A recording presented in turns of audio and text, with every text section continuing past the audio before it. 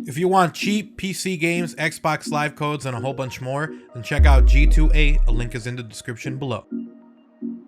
Yo guys, what's up? It's XRAYZ. Welcome back to another video. So today we wanted to talk about a couple of stories here, specifically about the new NVIDIA RTX 3070, and then also we do have an article here we're going to go over, which is on the Xbox Series X, which is looking pretty good when it comes to backwards compatibility. It's actually kind of crazy how well the PS5 and the Xbox Series X are going to do when it comes to backwards compatibility.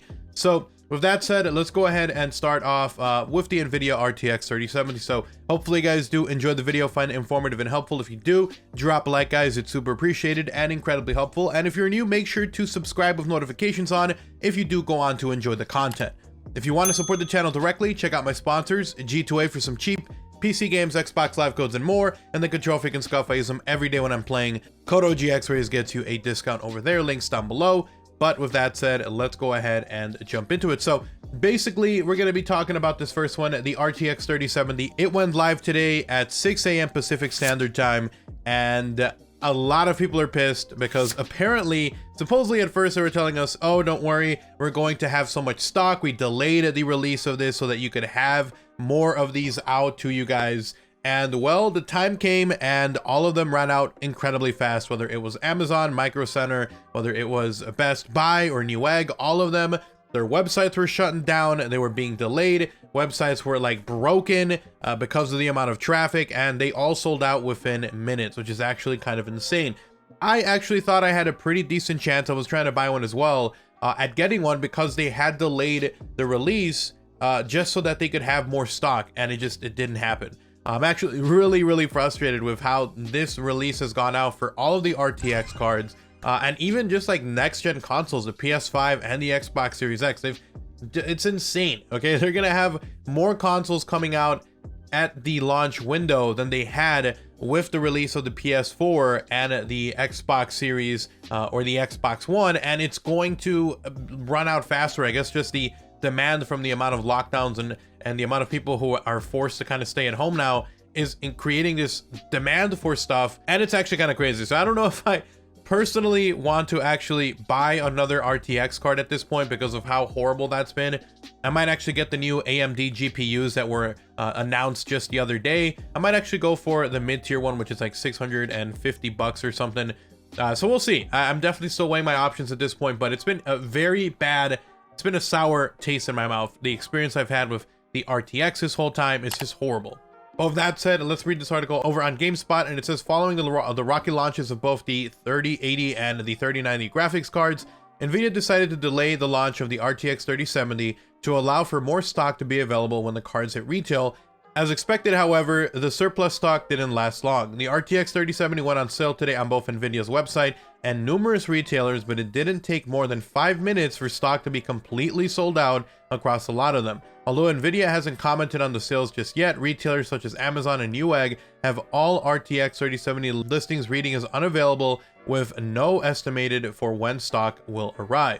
It seems that the most affordable of the NVIDIA 3 cards is set to follow the fate of its two larger siblings, with eager PC players being forced to wait weeks or potentially longer for slow and minimal stock resupplies. It's a hole in the market that AMD will gladly fill, with the company announcing its own trio of graphics cards set to launch in mid-November.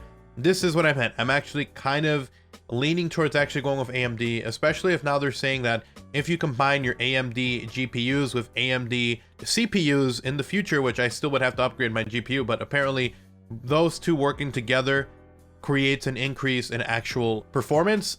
I mean, maybe I'll do it. I don't know. Maybe. We'll have to see what the reviews say. But it says the good news is that when stock does arrive, the RTX 3070 is a great option for an upgrade if you're looking to spruce up your 1440p gaming with performances close to or exceeding that of the $1,200 RTX 2080 Ti. And the RTX 3070 at $500 is a great deal, with critic Michael Higman praising this GPU in GameSpot's RTX 3070 review. So there it is. Terrible launch again. They ran out super quickly. How many of those were actual bots? I assume it's a lot of them that were still bots, but it is what it is. So it says all Xbox 360 and one games playable on Xbox One work on Xbox Series X and S. So pretty much every game that was available is going to be playable on the Series X. Now, do keep in mind, some of them is like the ones that require Connect aren't going to work, obviously, but still, that's actually pretty crazy.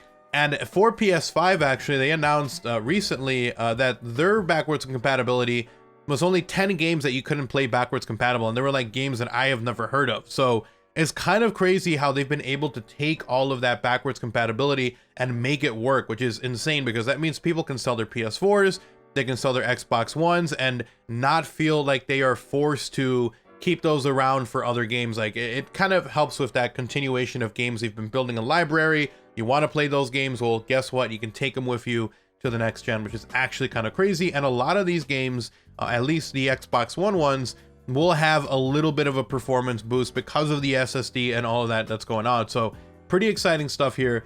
But I'm not going to go through the whole article. It's a short one, but if you guys want to check it out, you can. But basically, they conducted a massive test of over 500,000 hours of testing to determine this, which is crazy. I already got my pre-orders in for the PS5 and for the Xbox Series X and S.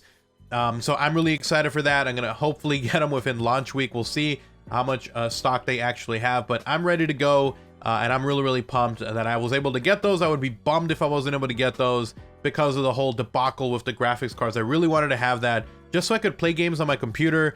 And at this point, I'm weighing my options as to what I want to do. I don't know if I want to get myself a cheaper GPU at this point and wait it out till the supply of the graphics cards is like readily available next year sometime.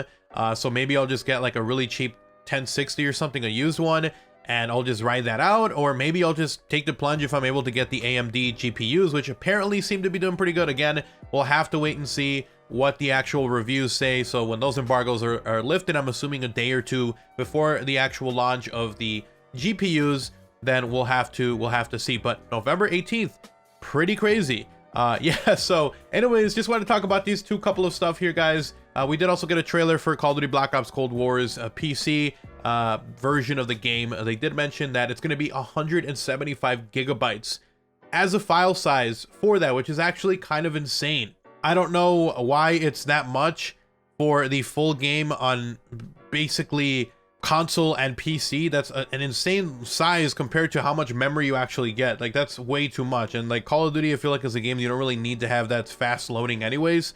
So that might be a game that I put on a separate hard drive if I'm playing on PS5 or Xbox Series X or whatever, guys. So that one might be one of those where you want to put it on a hard drive or an external, a regular HDD, as opposed to your SSD that you're going to have on your console. So yeah, anyways, thank you so much for watching the video. Hopefully you guys enjoyed the video and found it informative and entertaining. If you did, drop a like on the video, guys. It's super appreciated. If you're new, make sure you do subscribe with notifications on. And if you want to support the channel directly, then check out my sponsors, G2A, Control Freak, and Scuff. I use them every day when I'm playing. Code OGXRAYZ gets you a discount over there. If you guys actually want to talk to me live, interact with me, Twitter at OGXRAYZ, link down below for that one. Or you can check me out over on twitch.tv/TheOGXRAYZ, where I am streaming more than just COD, a bunch of other games. So check me out if you guys want to, link down below over there. You guys have an awesome day. I'll see you guys tomorrow with another video. Take care. I'm out. Peace.